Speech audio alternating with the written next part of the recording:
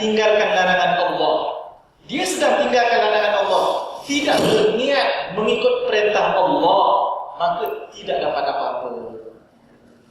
Imam Al-Qarafi dia kata, berniatlah setiap hari bahawa aku tinggalkan segala larangan Allah. Nescaya daripada pagi sampai petang sehingga esoknya dia akan mendapat pahala daripada Allah, imtithalan perintah Allah Subhanahu wa taala. Kembali kepada taubat. Taubat ini yang pertama syarat. Imam Nawawi sebut dosa dengan manusia syaratnya ada 4. Taubat. Dosa dengan Allah Subhanahu wa taala syarat taubat 3. 3 ni sepunya sama, cuma bila dosa dengan manusia ditambah 1 lagi. 3 tambah 1. Apakah dosa dengan Allah? Apakah pula dosa kategori dosa dengan manusia? Dosa dengan Allah seumpama minum arak. Yang ni dengan Allah Subhanahu wa taala. Dia tak ada kaitan dengan orang lain. Tapi kalau mencuri, tapi kalau merompak, tapi kalau bunuh orang lain, tapi kalau kita cederakan orang lain, ni zaman tidak ada qisas. Dalam hadis sebut satu gigi ni nilainya adalah 5 ekor unta. So yang dentistry hati-hati, jangan cabut kalau tidak perlu cabut. Itu kena bayar 5 ekor unta hadis. Nilainya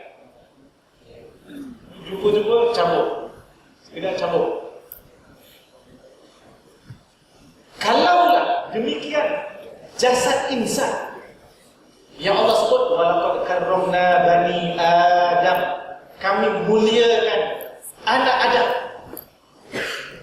sehingga dalam perbahasan bedah siasat, bedah siasat panggil apa, postmortem kan, kami belajar subjek berkaitan dengan ijtihad, qadaya ijtihad al-mu'asirah, isu-isu berkaitan dengan ijtihad fatwa yang semasa kontemporer.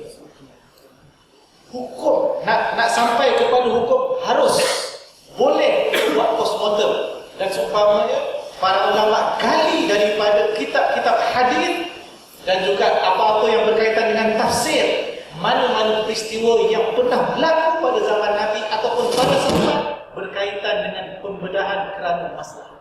Sampai mereka sebab tak pergi hukum harus. Adalah cerita seorang lelaki yang mencuri rantai emas seorang perempuan. Tiba-tiba yang mencuri ini meninggal. Perempuan tadi mendakwa, dia klaim bahawa si fulan lah yang telah mencuri rantai emas saya. Qadhi akan kata, hakim akan kata, sebab kaedah kata apa? Al-bayyinatu ala al-mudda'i ataupun ala manidda'a. Bukti bagi mereka yang mendakwa. Siapa yang maknanya dakwa orang lain, siapa yang tuduh orang lain, dia kena datangkan evidence, bukti.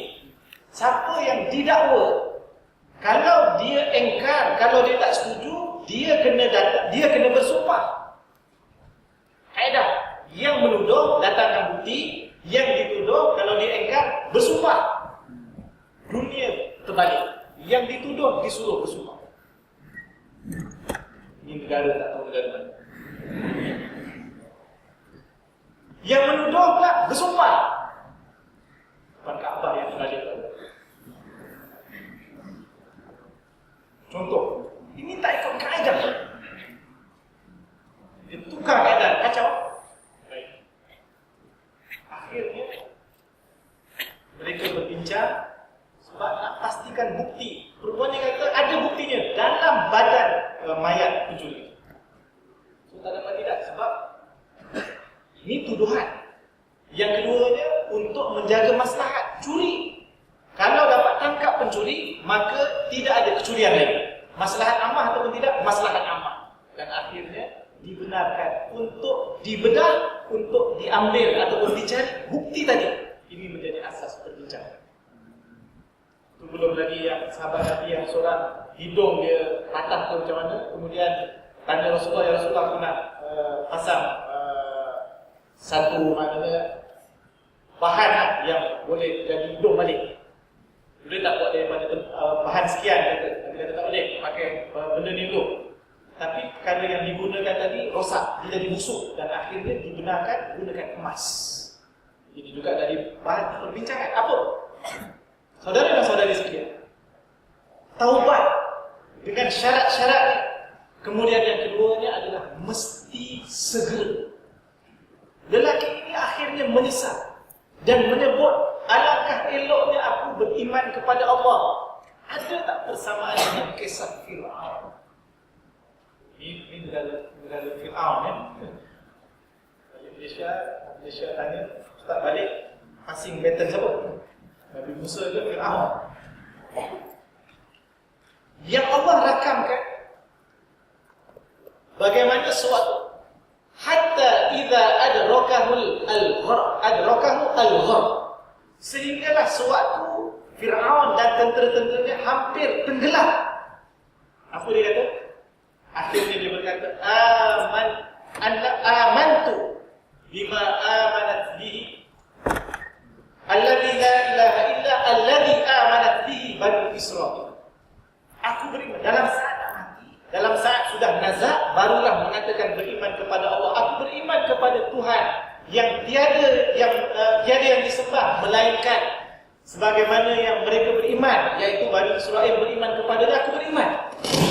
Tetapi taubat ini tidak diterima di dalam Islam. Kerana apa? Bercanggah selain daripada dia jadi dalil, ada hadis yang menyebut kita akan boleh minta ampun kepada Allah tiap hari, pagi, petang, siang, malam yugharqir, selagi mana nyawa tidak sampai di sini. Bila nyawa sampai di sini, menyesal, bertaubat, beriman, semuanya akan ditolak, refuse and reject. Jadi ambillah peluang. Harta kekayaan, amanah, mungkin nikmat yang banyak yang Allah berikan sebagai amanah kepada kita, sebahagiannya adalah hak orang-orang lain dan seumpamanya. Perlu kita menjadi orang yang tawadhu, perlu kita menjadi orang yang sentiasa serahkan kepada Allah, dan kita sentiasa kembali kepada Allah Subhanahu wa taala. Rasulullah sallallahu alaihi wasallam setiap hari telah beristighfar dan kembali kepada Allah. Dalam satu riwayat 70 kali, dalam satu riwayat 100 kali.